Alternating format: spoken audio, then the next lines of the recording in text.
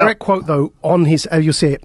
Our teams are now embedded in governments around the world. That's actually what they wrote. Yes. And the video is 2 minutes. I didn't play all of it. It's what he says. But what he's saying there sounds reasonable. Yeah. Figuring out on strategic ways to end the it does. lockdown easily.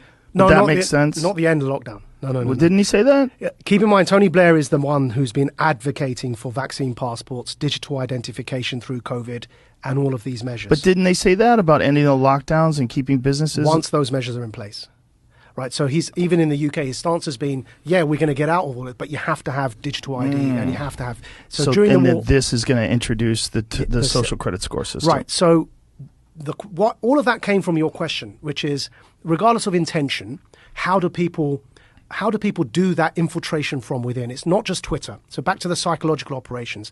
It's also embedding people in government who are subscribed to this agenda. Yeah, and the agenda of Klaus Schwab and the World Economic Forum is the same as the agenda of Tony Blair in this regard.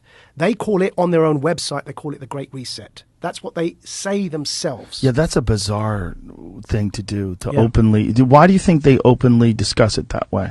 And openly, because the Great Reset has always been this gigantic conspiracy theory among the online folks. Like, this is all part of the Great Reset. Well, when he wrote a fucking book called The Great Reset, you're like, hey, man, shouldn't you be hiding this? And in 2017 at Harvard, he's saying, you know, we're going to basically, all of these world leaders will penetrate their cabinets with our young global leaders. He's open about this. He's open.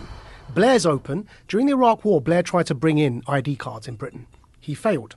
Now he's back, and he's trying to bring in digital ID during COVID, right? So they're open about it. So this is going to be this never-ending process to slowly move the goalposts towards more and more authoritarianism.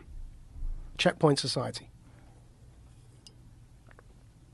It's all there. They told us this. People have to realize this, right? This is important.